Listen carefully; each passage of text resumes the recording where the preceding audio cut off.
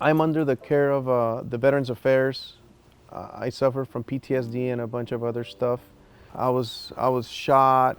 My knees are all messed up. I was out on a medical discharge. I didn't expect to get out of the military so quick. Before dogs of service, I had another dog, which was my service dog, Tank. Tank was one of those dogs that was so loyal to me. He went through so much stuff with me, that through some dark times, and if it wouldn't have been for him, I probably wouldn't be alive. This past year, he passed away, so we were all devastated, like my family, myself especially. I couldn't really sleep. I didn't feel at ease anymore because if there was noise, I would get up and start, looking around the house, making sure nothing was there. I always have to keep watching my back, and Tank was one of the, well, I would say person, but somebody that was there for me that would take that off my mind. I always knew I had somebody watching my back.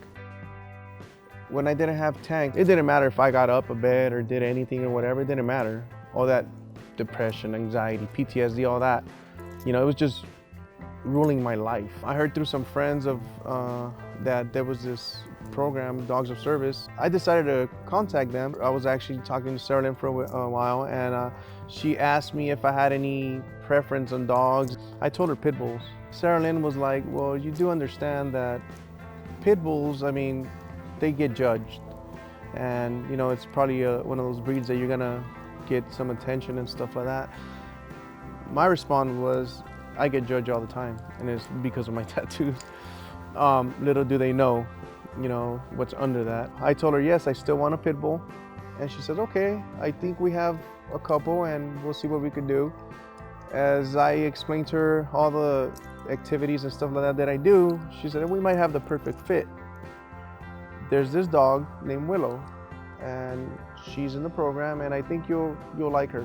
They told me that Willow was a dog that was rescued from Tijuana, Mexico. They would use her for breeding. She had 8 puppies, if I'm not mistaken. At the end, out of all those 8, only 3 survived, and they were brought with her back to the United States. So she's had a pretty rough start. She was skinny as hell.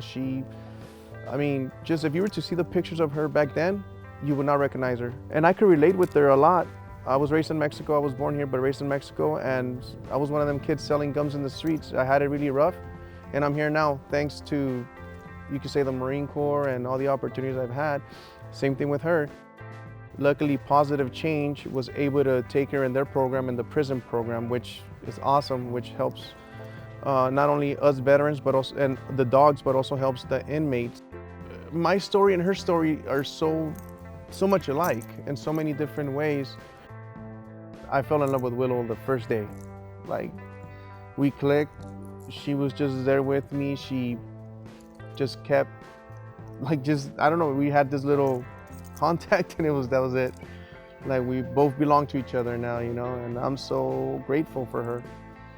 There's been a lot of situations where, like, I'll be either down or my PTSD kicks in or stuff like that, and she would literally be there laying next to me. If I can't get off of bed for certain reasons, she'll be there, she'll lick me, she'll be my companion. Like, she understands me. I'm just so glad that because of that and because of Dogs of Service, that I could have a little bit more, how can I say, more at ease in my mind and in my soul, I would say. Helped also alleviate that little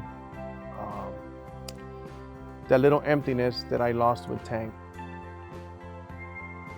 I know for a fact that because of Dogs of Service and Willow, I live a better life.